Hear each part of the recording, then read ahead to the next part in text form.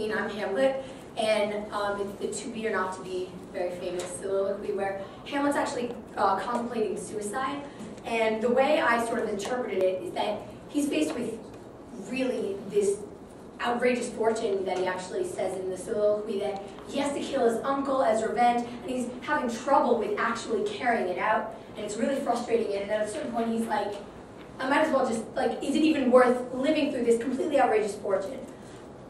So in the beginning, Hamlet's going to be like trying to imagine practicing killing Claudius and then gets frustrated with it. Also, the way I view it, this is like my hallway, so I'm going to be walking back and forth, but it's as if I'm continuing down a hallway, so I guess you're going to have to use your imaginations. So once I pick up the sword and have it, then I'm just walking down a hallway, but when the sword's on the ground, I'm like, when I walk back and forth, I'm still walking in the same place. You guys understand this? Okay.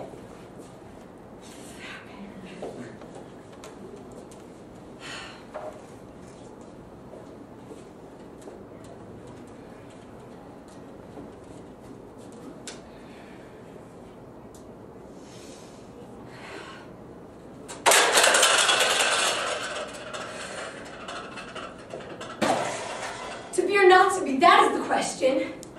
Whether 'tis nobler in the mind to suffer the slings and arrows of outrageous fortune, or to bear arms against the sea of troubles, and by opposing end them, to die, to sleep no more, and by sleep to say we end the heartache and doubt the natural shocks that flesh is heir to.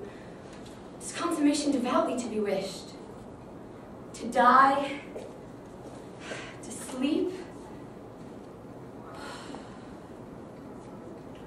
sleep perchance to dream. Aye, there's the rub.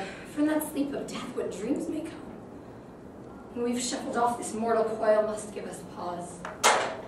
There's the respect that makes calamity of so long life. For who would bear the whips and scorns of time, the oppressor's wrong, the proud man's contumely, the pangs of despised love, the law's delay, the insolence of office, and the spurns that patient merit of the unworthy takes, when he himself might quietus make with a bare bodkin? Who would fardels bear to grunt and sweat under a weary life, that the dread of something after death, the undiscovered country from whose bourne no traveler returns, puzzles the will, and makes us rather bear those ills we have, than fly to others we know not of.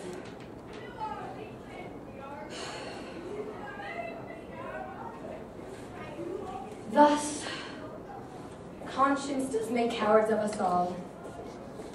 And thus, the native hue of resolution is sickled o'er with a pale cast of thought, and enterprises of great pith and moment.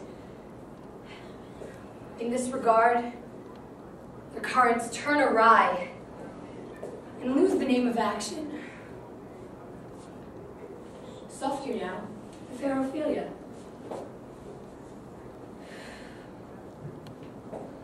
Nymph, in thy orisons be all my sins remembered.